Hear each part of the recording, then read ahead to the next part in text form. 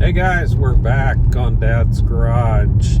Today is the day. We're headed to the gun range right now as we speak. We are headed to our favorite gun range, Eagle Gun Range in Lewisville, Texas, to give Joshua his first time to ever shoot a real gun. Sorry, it's bouncy a little bit right now. I'm trying to hold the phone while I drive. But anyway, stay right here. We're going to give you some thoughts on this little Glock 44. And we're going to see how Joshua does his first time shooting a real gun. We'll be right back.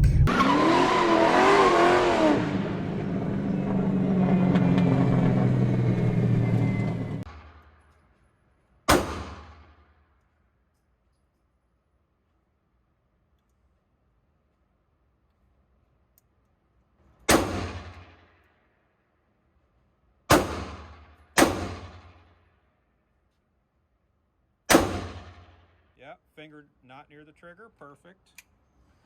In, okay. Downrange, finger still away from the trigger. There you go. It's ready.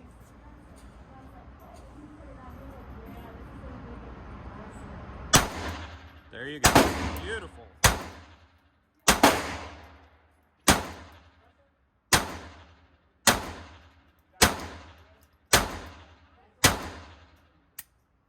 That's it.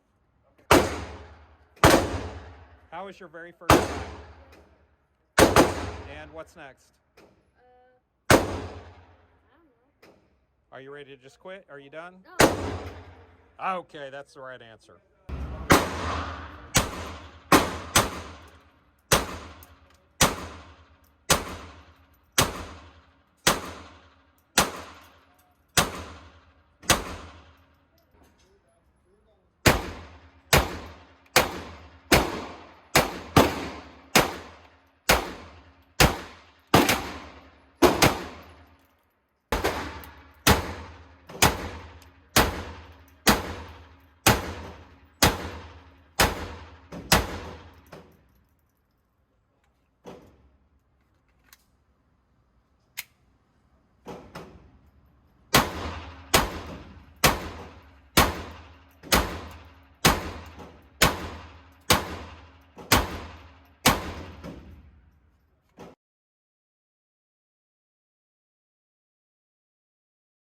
All right, we're back to the house and just got done with Joshua shooting for his very first time a real gun. So, what did you think?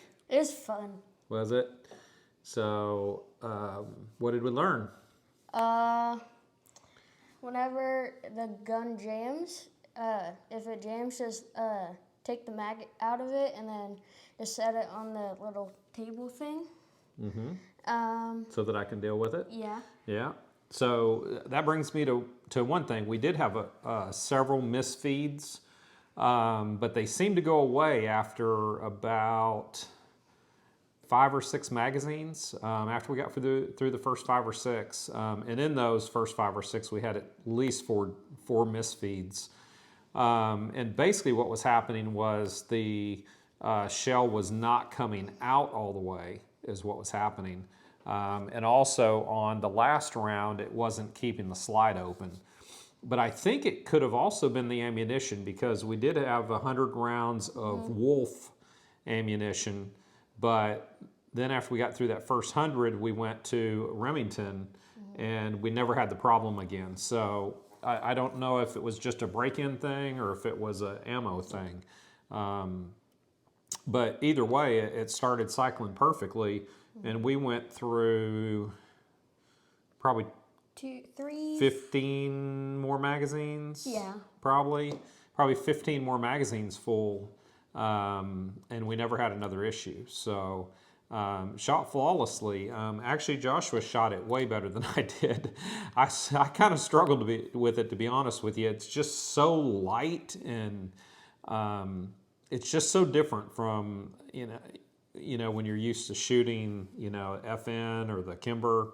The weight difference is just so different, and the bang you get with it, the recoil is so different.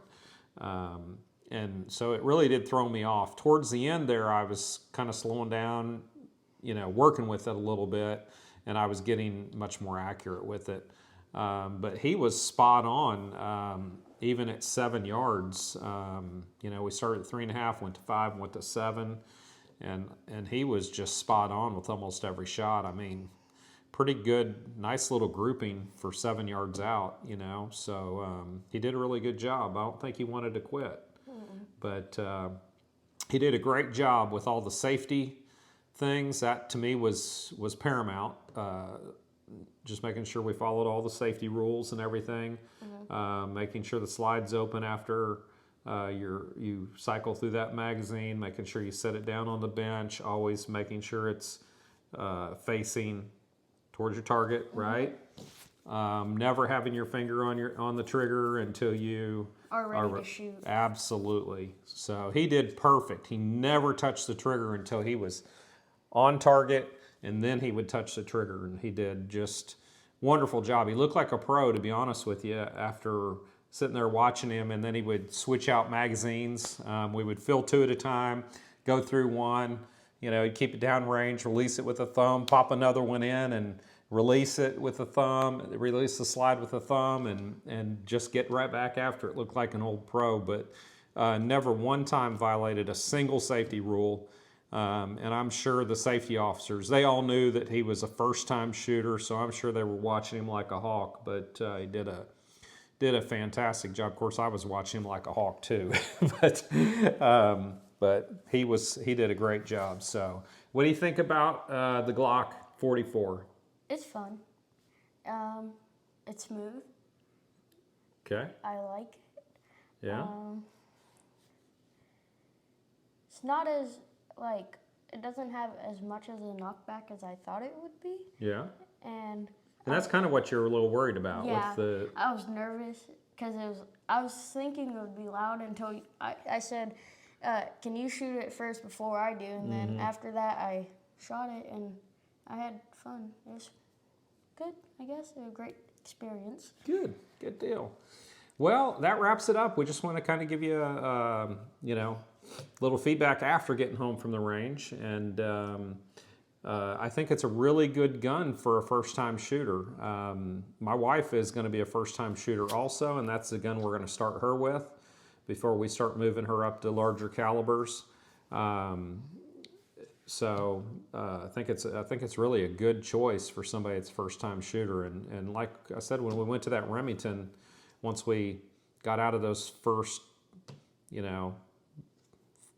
I don't know, 4, 5, 6, 8, I don't remember. We did quite a bit. We shot quite a bit. Magazines, once we got past all of that, the thing was just smooth as could be. Didn't have any problems with cycling, didn't have any problems with the slide staying open, so worked flawlessly. So I think it's a really good choice for first-time shooter. If you've got one of those in your life, I think it's a really good choice. It's a good, solid gun, pretty accurate, and Glock's always been known for really good quality. So again, I think it'd be a good choice. Just go over, make sure you concentrate heavy on the safety rules. I don't think there's anything more important than the safety rules when we're at the range. Now, Joshua, it was kind of easy for him, I think, because he's been shooting. Did you ever shoot airsoft over there, or did you?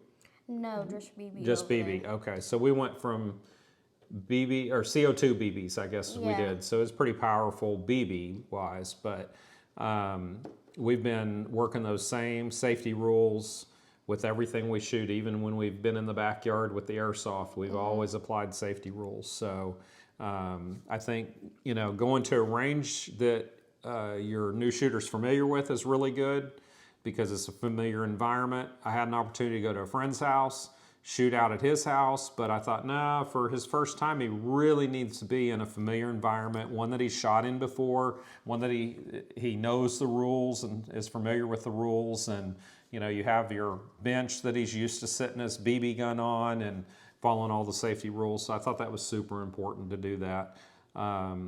Making sure we keep the weapon always pointed downrange at the target rather than anywhere else, making sure that fingers off the trigger, and on and on. But anyway, it was a great day. It was a lot of fun, and I think he's ready to go again. I'm not sure he wanted to leave today, but I think next time I'm gonna upgrade to the FN. So he thinks he's going to go 9mm next time. That's what he thinks he's going I to do. don't think I'll go to Kimber that now because I'm a little nervous. So 45's a little nervous. Hey, it's one step at a time. And one thing I can tell you too, when you've got a new shooter, is don't push them. Let them go at their own pace.